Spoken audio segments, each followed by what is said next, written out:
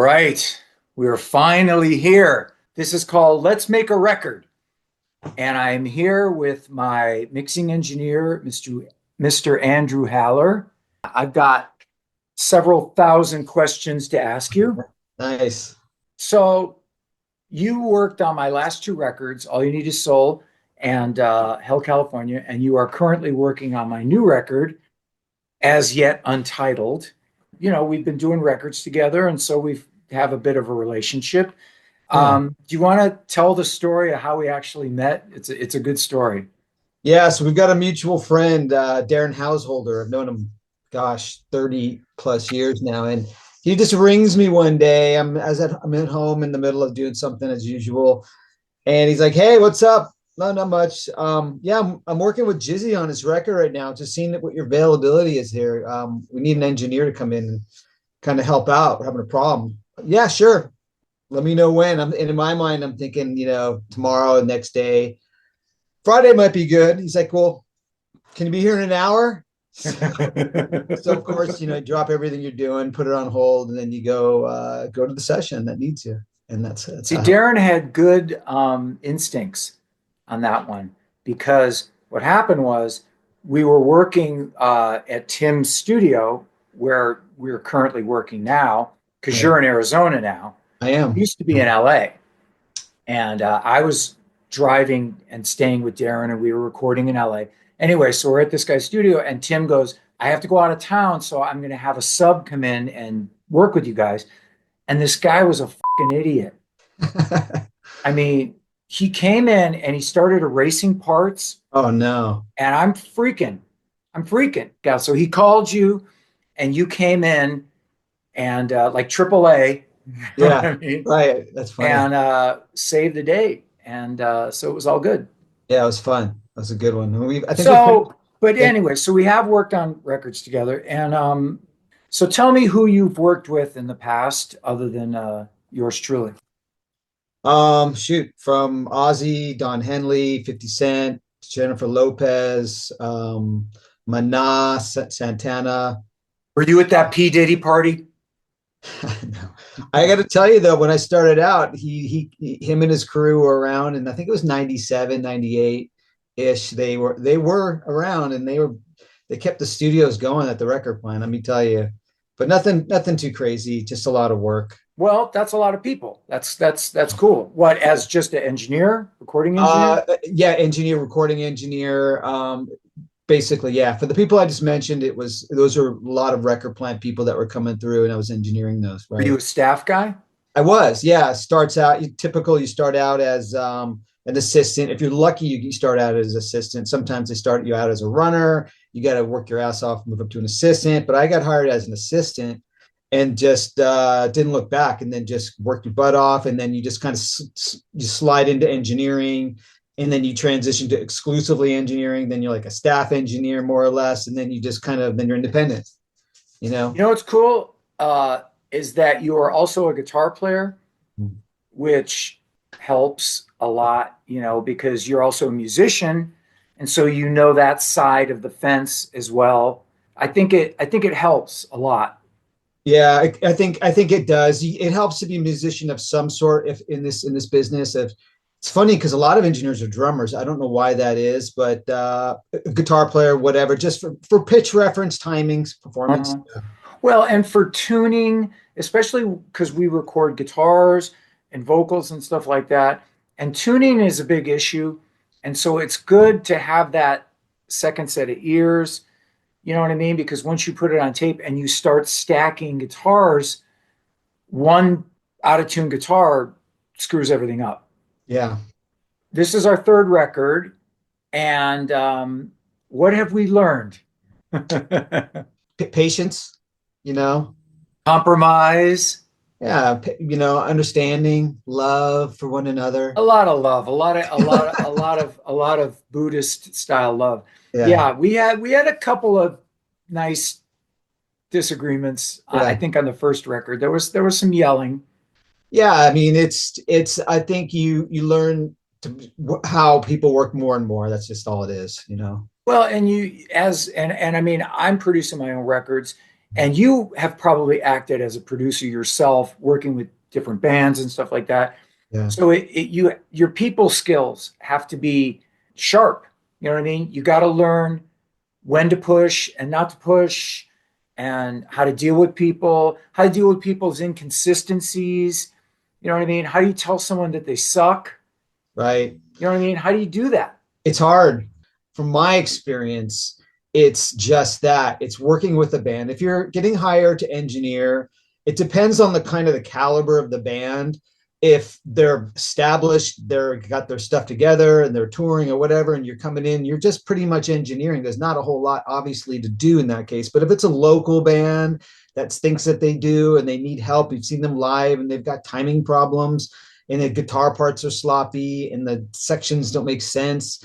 So You you got, would actually step in and do arrangement and stuff like that? I mean, you got to use your put your best foot forward. If they're really kind of snooty and guy, sometimes people don't want to hear an outside opinion. I'm okay with Yeah. that. It's your record. And then there's times where like they're really open to hearing constructive criticism. And then again, you got to use your intuition. That said, even with anybody, if there's timing and tuning problems, I think anybody would appreciate a second set of ears for Yeah, you criticism. kind of can't let that go. I mean, I remember on my first couple of solo records, um, and I was just kind of learning how to be a solo artist, you know what I mean?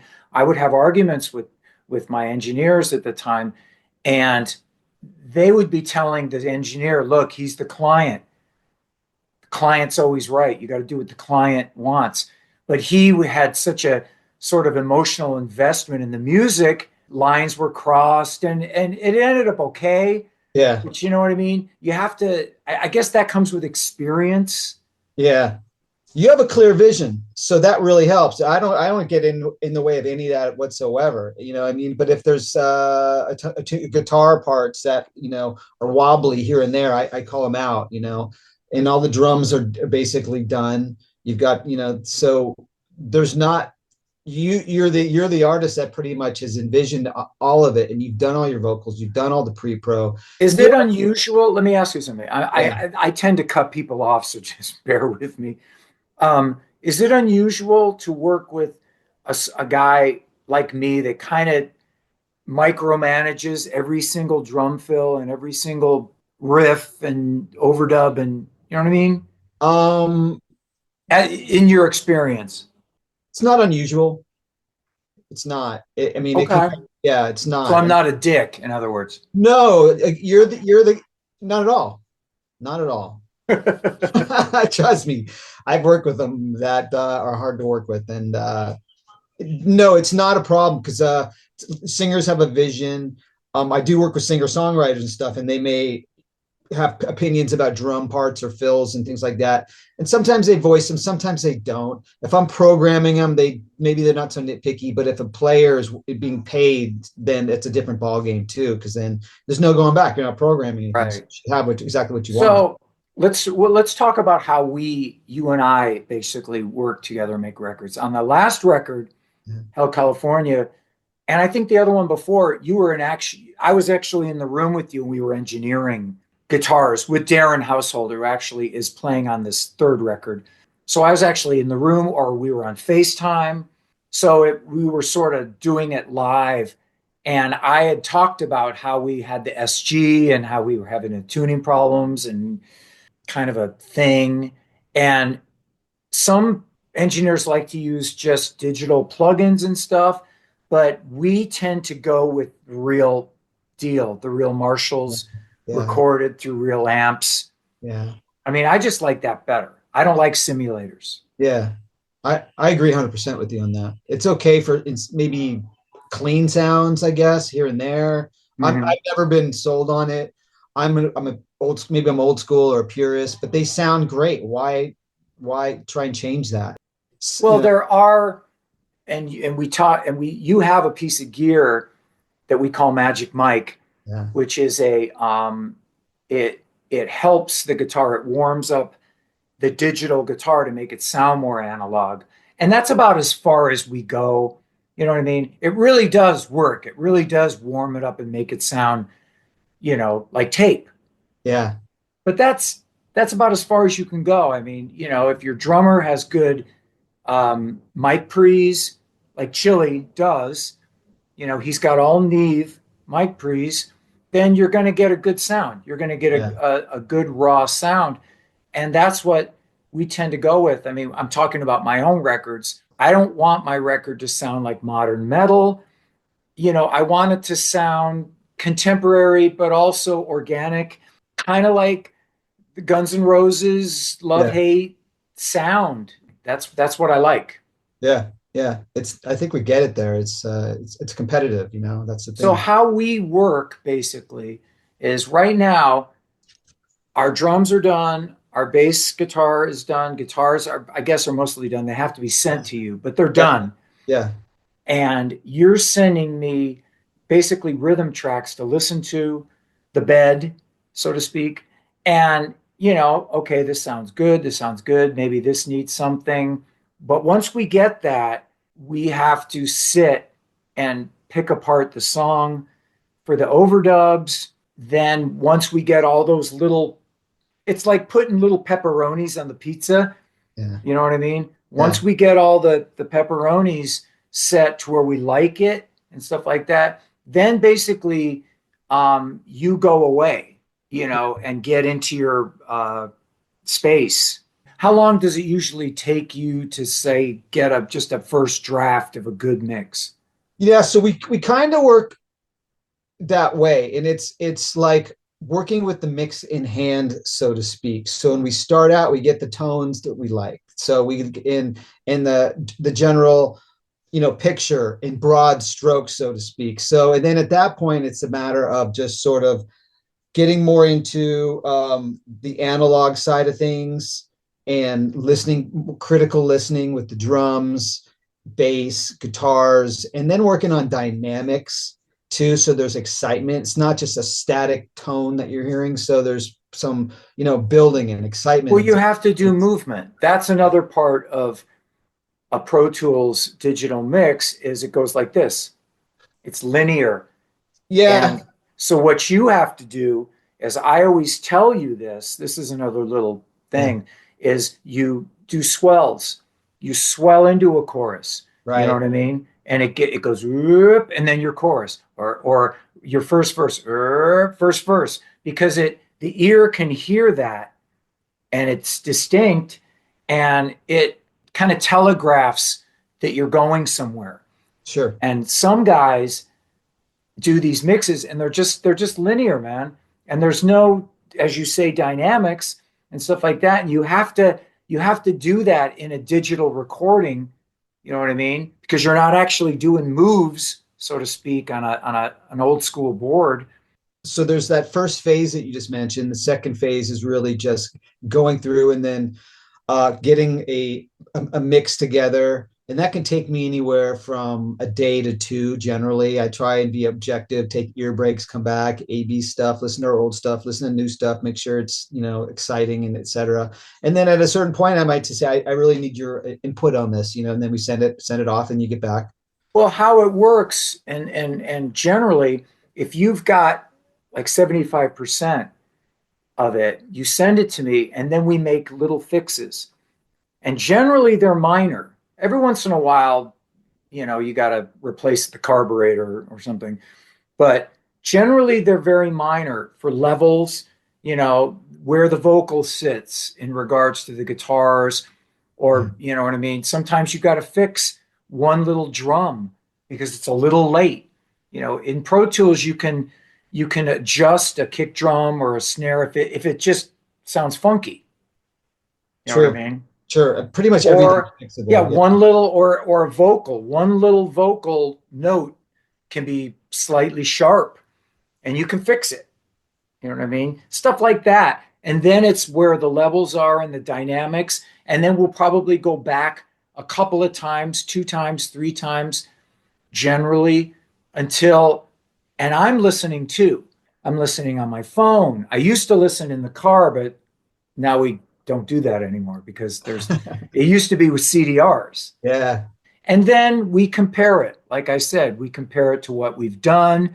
I'll compare it to Blackout in the Red Room. I'll compare it to to the Cult Love record, or Sonic Temple, or Appetite for Destruction, stuff like that. Sure. I always listen to where those levels are and stuff like that, and how they jump out of the speakers. Appetite is good for that because it's compressed, Mm, like the old Blackout in the Red Room record is compressed. They don't do that as much as they used to. mm. You know what I mean? It was like a 80s, 90s thing with the Yeah. metal. And then after a couple of times, it sits well and we finish it, we put it aside, and then we move on to the next one and the next one and the next one. And then when we get the whole package, then actually you do mastering as well. And so you have to set all the codes and all the little digital place marks, Correct. and then it's ready to go. Right. That's a good picture of it. Yeah. What are the biggest mistakes bands make when they're gonna make a record?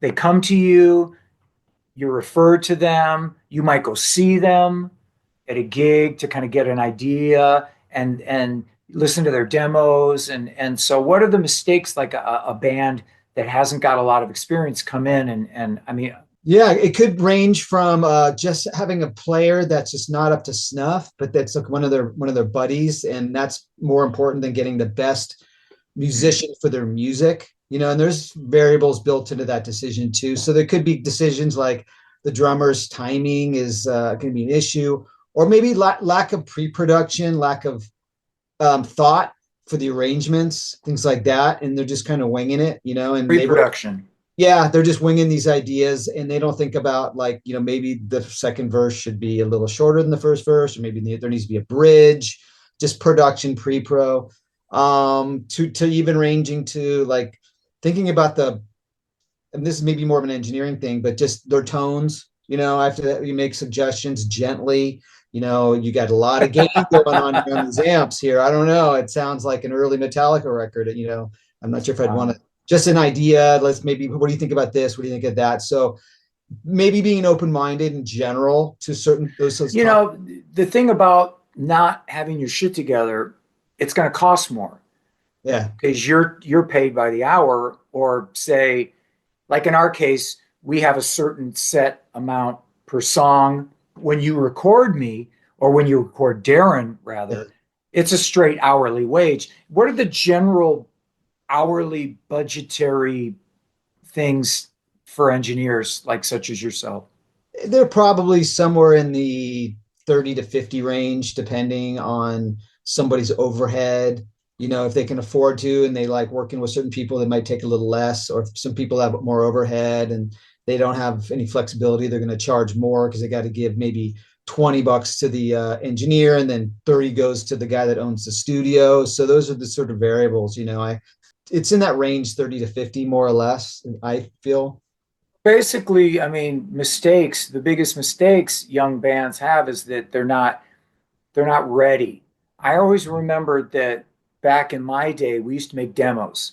We'd come into the studio and they would be called demos. You didn't have a cassette, but people want to make records. They feel social media has reinforced this idea that with enough likes, you're Led Zeppelin.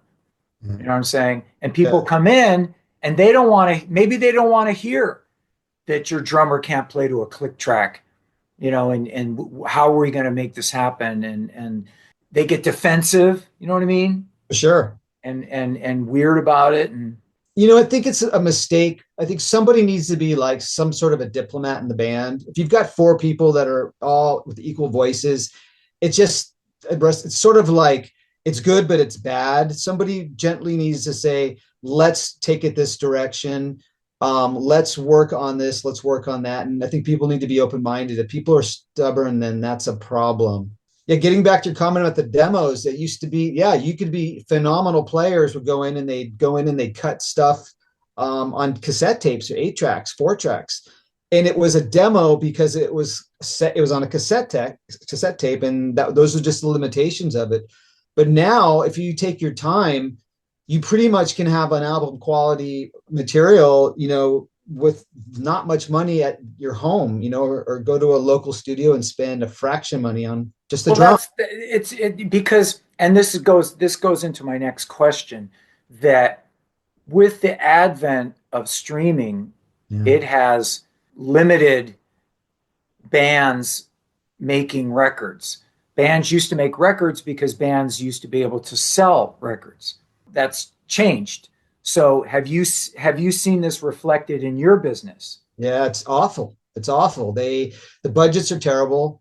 There's less and less every year. I hear this from some of the bands I work with that are signed. They're getting less money. They're getting less money, and so what do?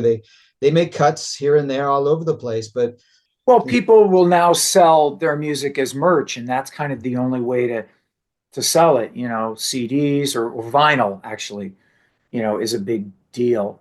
It strikes me that people, the fans, so to speak, they want their bands, they want their musicians to make new music. They want to hear new music, but they're not really thinking about my reality. My reality is making a record and there's no record stores. And you're going to put it up on the streaming platform and I'm going to get 0.0003 cents a listen. it's You know sad. what I mean? But I make music because I love music and that's what I do and it makes me feel good. But the reality is you're not Yeah, going to buy a Mercedes Benz on the sales of any new record, even if you're Def Leppard. right. You know what I mean? Just people don't buy music. It's a huge trickle down effect. Engineers, studios. So many of those classic studios are gone now. Let me ask you something here. Obviously you use the new Pro Tools, right? Yes, And do you have any specific plugins, any kind of stuff that you like, that you favor? I do like a lot of the Universal Audio plugins. They're sort of vintagey emulations, 1176s, the APIs, DB Technologies, some Are good, those compressors? yeah, EQs and compressors primarily. Yeah. And I'll use some of the basic digi stuff that they give you for free because it actually sounds good and it doesn't color the sound, so to speak. So if you want an EQ that doesn't color, I just have really what's crucial, the converters, a great Mhm. computer. Yeah, you With, need a good interface for sure. What do you use on vocals? I'm curious. Like when you do uh, my vocal, yeah, a little bit, a little. I tend to use a little bit of several things instead of just really wrenching one or two EQs or compressors. So maybe a little bit of like a digi EQ for filtering, the 1176 for a little bit of that tone and color and compression. It's got its little magic. Maybe, because what's weird about my vocal, and I know you know this, is yeah, that my high vocal is in the same frequency as guitar. yeah, And sometimes you have to get my vocal to stick out, it's in that same frequency, that high mid frequency of that guitar. You got to do some magic. yeah. I try not to let things really step on each other too much. So a little bit of like multi-band compression, which maybe just grabs certain frequencies and syllables here and there, and try to maximize the spectrum, your audio spectrum. So the guitars might be a little bit wider out of the center where the vocals generally sits, right? And so you have that kind of going for you too. So it's a little bit of everything. It's sort of like emulating an analog console. So you have a tape machine; it all comes up on the board. Well, And I send you wave files of my yeah, vocals yeah, because you're in Phoenix and yeah, I'm in Vegas. So I just send you all my shit. yeah, And I do sing my stuff on GarageBand with an SM7 and I send it to you without any stuff on it, any frosting. It's just raw vocal. And generally that works. You know yeah. what I mean? Because I've found my sort of level. Yeah, you've been doing this tour, you know what's perfect, and that mic sounds great for you. And I think you have a great interface, and it's been sounding, it's frankly sounding better than in some like recording studios that I've heard. So what you're doing is really dialed in. Well, that I talk about it in my art of singing series about how I do all my vocals at home and stuff like that. And guys are going, well, I'm not as experienced as you and this and that. Well, that's how you get your experience. Don't go into a place if you don't know what you're doing and pay $30 an hour. So I mean, I have learned that to do that and how to do that. And I send you my raw stuff, or I will send you some guitars that I do or acoustic guitars. I do play bass on some of my records. I have Christian, my Scottish guy. He sends me bass. I send you the bass, and then I play some bass on it as well, and some guitar and stuff like that. Darren Householder is playing all the rhythms and the leads and stuff like that. It's all digital wave files, Right. and Right. you get the sessions and you insert them in the sessions, and then we go through the sieve and figure out what's good and what we like and what we don't like, and that's the hard part. That's the hard part, is when we sit there and we have to listen to this intro for this verse or this intro after this chorus. I like this better. Can we do this? Can we do this? But I think because we've done records together, Yeah. you kind of know what I like, and are more apt to be on the same page, Yeah, because I absolutely. want my records, Hell California and All You Need Is Soul are, they essentially sound the same.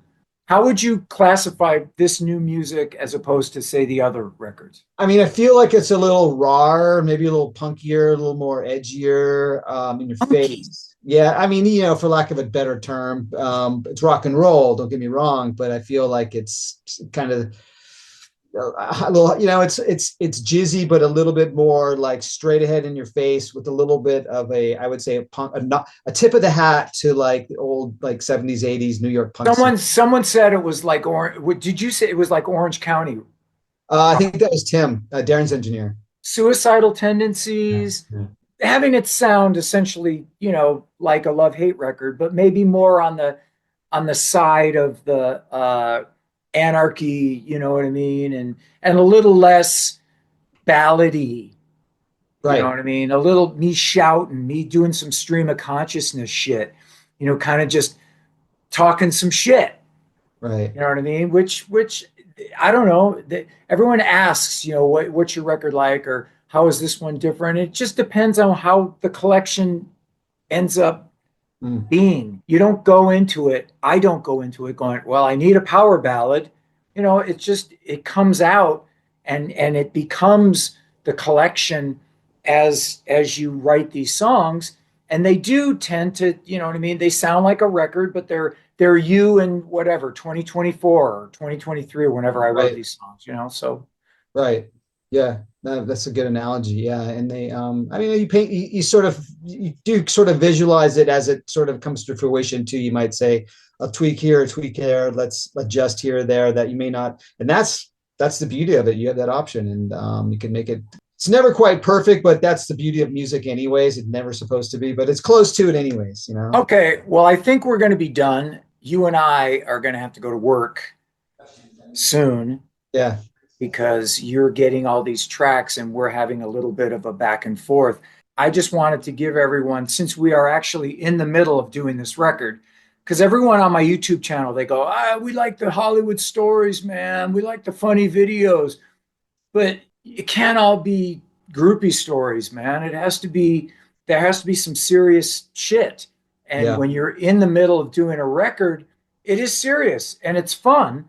That's the thing as a songwriter, to try and get as much as you can of the song that you picture in your head. And it's Yeah. tough sometimes. You know what I mean? Is it heavy enough? It didn't work out, but this one's pretty damn close. We're in the middle of it, and give out your website. Yeah, my website is www.andyhaller.com. Andy Uh, Haller. Yep. Haller. And yeah, look me up.